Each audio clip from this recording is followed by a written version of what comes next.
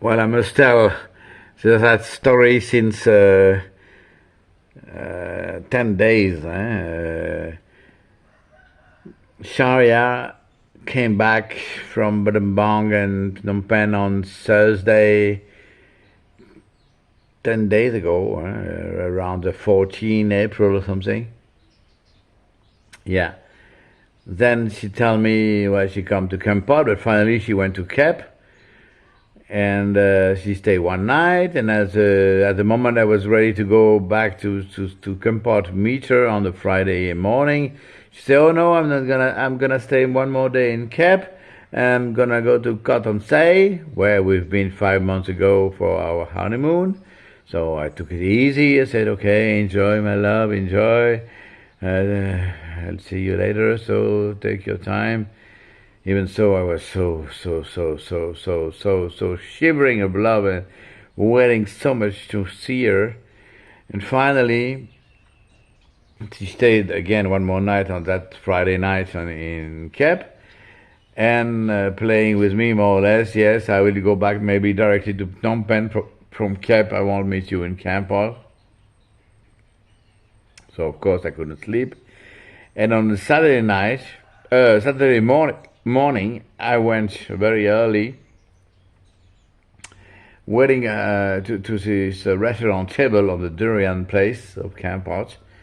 I've been waiting there at least 1 hour, starting to sweat from my head, from my body, even so it was not especially hot, but there was shyness and love and all what you can imagine about feelings of strong love.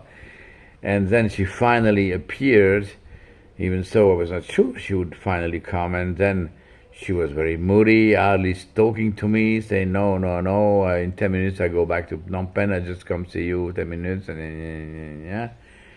I don't know how I did. Finally, she helped me to buy some new shoes on a durian place, a small market there. She took my hand because it was fucking New Year with loud, horrible Khmer music, worse than any discotheque, and sending people on sending water on people, really a whole what I hate, and so much against the Buddha. Fucking people drunk and fucking music. I mean, they really do know nothing about Buddha. It's a Buddha New Year. It's not a party for the New Year of fucking Europe or whatever. What a fucking Khmer. And then we finally, hand in hand, searched for an hotel with swimming pool, which I was bringing to swim. And on the way, she even told me, "Okay, I can stay one night. I don't want to go your home, but I can stay one night with you. But you put a condom because I guess you fucked a lot when I wasn't there for 6 weeks. So you put a, yeah, I agree, but to make love with you, but you have to wear a condom." And so I say, okay. But even so, I know I don't have any, and I never had any, or whatever. Then finally we got to the hotel where Jan, my French Breton friend, was manager a long time ago. There's a swimming pool there, and of course it was full booked. So we were very tired already walking so far, and I remember just more or less in front there was another guest house that I almost took over for $2,000 a month 3 years ago, to rent it all, to rent the room, one by one. And it's a wonderful, wonderful place made by the French in the 1950s, with round doors and really, very old style, all in wood. Finally, it was a little salon before the room. It was really, really great place. And then even without condom, we made love, of course, and it was just great. Unless that, apart that, all that end of morning and all afternoon and all evening until 10, she was checking my phone. So I hardly had no time with her, just to know if I had a girl or meet a girl or chat with a girl or whatever. And she got even angry almost that she couldn't find any girl on my phone, because I didn't meet any girl, and and I don't care for fucking girl. I was 6 weeks without her and true to her. So finally we ended up to sleep together again in that hotel in the night. And in the morning, suddenly, cold shower again. She said, "Okay, now I tell you one night, and now I go back. I go back to my mother's house, Baek Chan. Yeah, cold. So after this wonderful night, sweet time, make love with tenderness, nothing to do with sex. I thought we together again. No, cold shower in the morning, saying, okay, now I go. And my luck, my big luck, that the two company could drive her back to Phnom Penh, as it was New Year, were full. So she had to stay in Kampot. So finally, we handed it in my home in Kampot, where it was very nice, and she cleaned the house. I didn't want her to do, of course. I didn't want to use her for doing nothing for me. I just wanted happy just to be with her. But she cleaned it all, changed again the kitchen place, and do everything like a hard worker, my beautiful Sharia. And then on the morning, she said, okay, now I go to Baek Chan. I said one night, and finally she took a tuk-tuk on the corner there and disappeared, vanished in the haze in the early morning, and took this minivan back to Baek Chan, and I was upside down, my head upside down, and totally down all day. And then after that all day, like a ghost day and a ghost night with no sleep and crying, in the Tuesday morning I decided, even with my very bad eyes, almost blind, my no energy because no sleep and my small money, I took the same minivan at 8 o'clock, arrived at around 10:30, not far from her home, took a tuk-tuk, and without telling her, arrived at home around 11. That was a Tuesday. Then it was, she said, why didn't you tell me that you come? And she gave me some food to eat, a glass. It was not hot, not cold, just okay.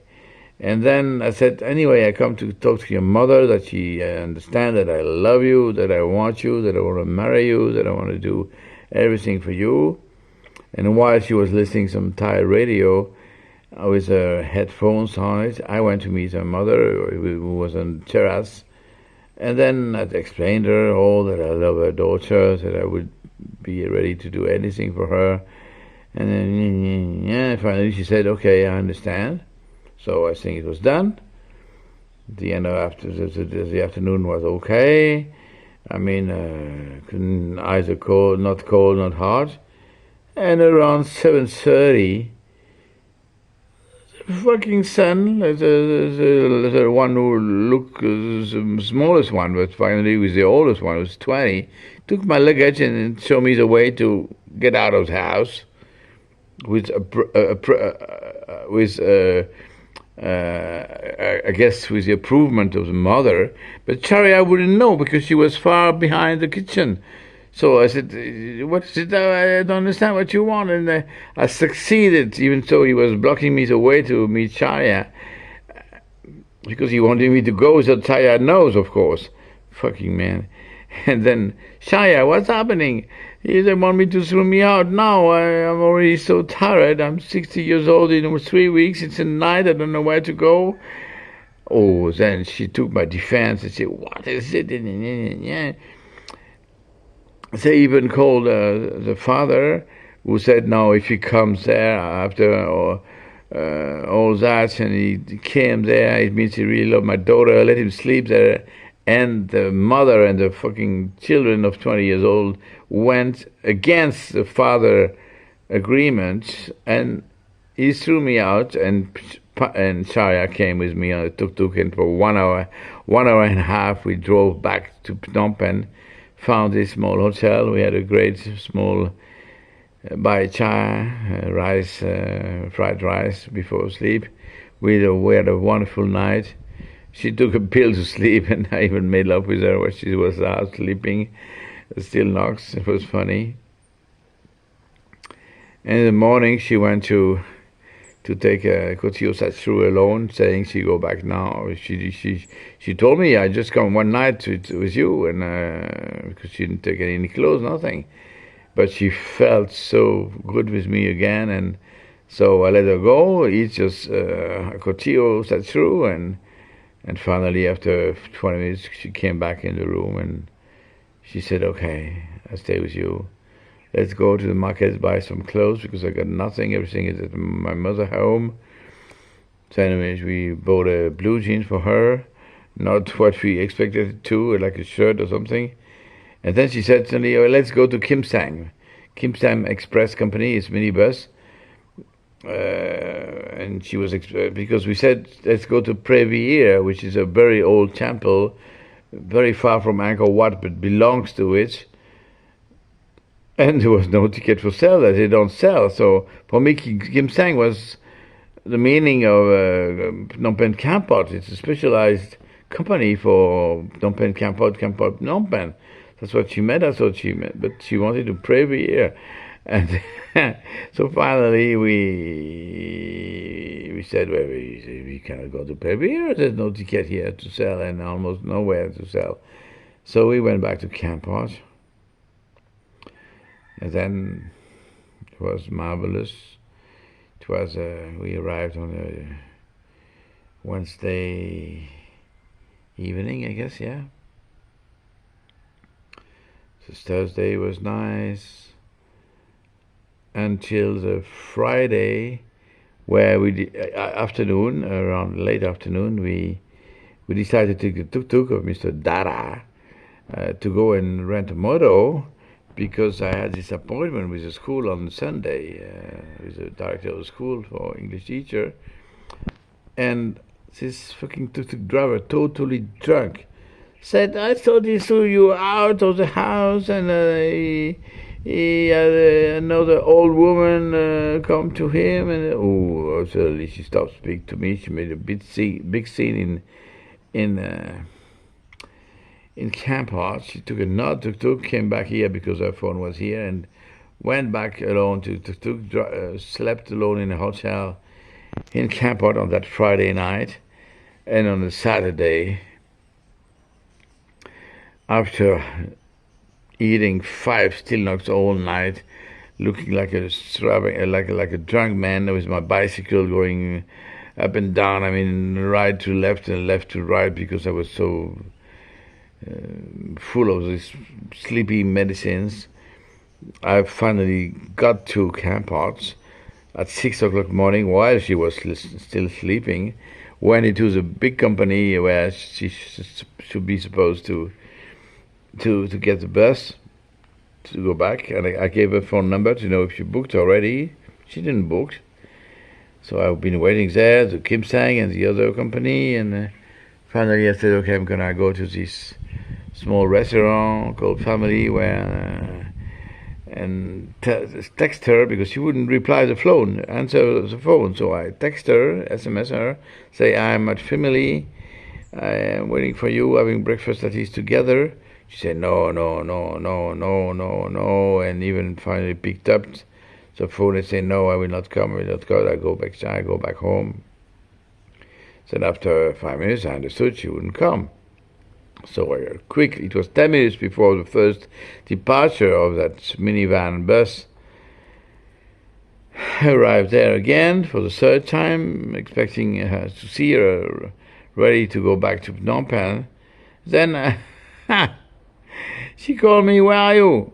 I'm at the bus station waiting for you, trying to see you before you go or something. I am at the restaurant you told me to be.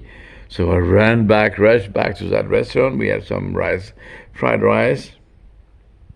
Then I don't know how I persuaded her to finally rent that moto to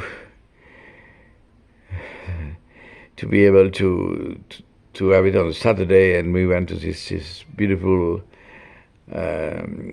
fish island on very, very far on this beach, secret beach with palm trees, and we got so red because it was so hot. And knowing that in the morning, early next morning on a Sunday, I had a meeting with the big director of the school, where she drove me, where she helped me to take my hand because I wouldn't see nothing. Then I met that man. We talked about half an hour. He told me all the things, and then we went to the on direction of Tukchu, on a beautiful watch at the top of the mountain. We had a good time. We made a very nice photo. And on the way back, she even told me this road is for Phnom Penh people, very rich, going to Tukchu waterfall. We're not gonna eat here. And so she stopped and said, "I want to eat like a pregnant woman, asking for strawberry in the night, you know." She said, "I want to eat a durian. Let's go in Kampot. This road is very expensive. It's for the rich Phnom Penh people." She wouldn't, even though she knew it was expensive, she said, "I want to buy this one. I need now. I need now. I need now." Like like a spoiled child of 13 years old. And she found one of 3.5 kilos, which means $20, which is a lot for me because I already minus $276 on my account. I said, "No, sorry, my love, I can buy you 1 kilo in Kampot, but not here." She got so angry. She bought it herself, put it in her bag. I don't even see that she bought it. Then she drove so quick back home, dropped me there, took back the motor and ran away. Again and again and again. Great. Then, after 1 hour, taking already Valium to support, to stand my pain and my sorrow, I finally succeed to contact her. And okay, I will pay you the $20. I don't have money, but I will pay. You sure? You sure? So she came back. I gave her finally the fucking $20 to pay her for the 3.5 kilos of durian fruits, and then she was happy again. And same time, that man came to buy many cans of soda I had. That was $6 benefit. And then we stay all afternoon there, made love and cuddle. And around 7 o'clock, she announced me, "Oh, my cousin phoned me. She said my mother has very blood pressure very low. I need to go back Kampot tomorrow." So again, white shower, fresh, cold shower. I said, "What? We plan to keep the motto to go tomorrow to the small market to make shopping, and now you tell me you go again?" But she told me, "No, I'm going to come back in 2 or 3 days. I just want to take care of my mother," even though she spoke so much to her mother, really treat her so bad 1 week before when we were together and threw us out of the house. Even took the necklace and all the golden things she had, not even belonging to her, but that her father gave to Shaya. Really, a really bad mother. And then she took my defense, and we took a tuk-tuk in the night. I know that was before, mixed it up now. So finally this morning, we went back together with the moto, gave back the moto, and she took this, we wait until 10:30 for the minivan because everything was full for the car. We were sitting down on the river for the first time. We did that in 5 months' time. And now she just arrived in Baekchan. She showed me what she's eating. I hope her mother is not gonna make her, my daughter. She promised me she would come back in 2 or 3 days. I do believe her because there's some clothes of her she left here. And I know she's got feelings for me, and I know as a clever woman, she's 41. Her life is not to stay with her mother, whatever she's supposedly sick. She has got nothing. She just she has phlegm. She just should walk, but she's too lazy to walk and just lay down all day and yam and day means eat and sleep, eat and sleep. Of course, you can only feel bad and die little by little every day. So no, it's Monday afternoon. I know she just arrived there. She promised me to come back in 2 or 3 days more. So we're gonna be 2 or 3 days without her and waiting for her and for my latest wife and my wife forever, Messiah. And knowing as well that my mother during this time, at this moment I'm talking now, she's having echography for hips change and because there's a kind of bruise, bleeding under the bones.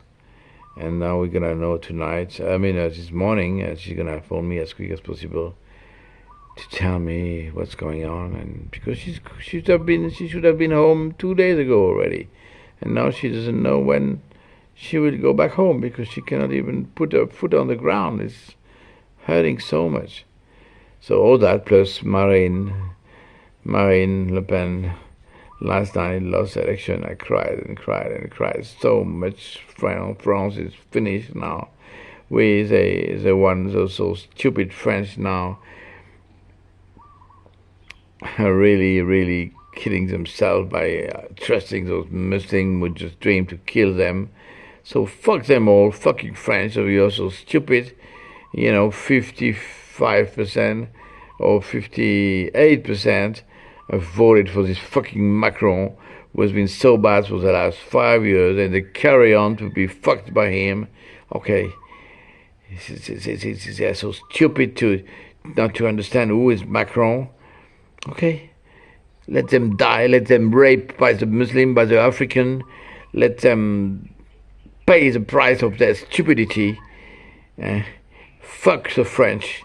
Fuck, are so low, narrow-minded, and I hope they get killed by a Muslim because it's all what they deserve. End of the story.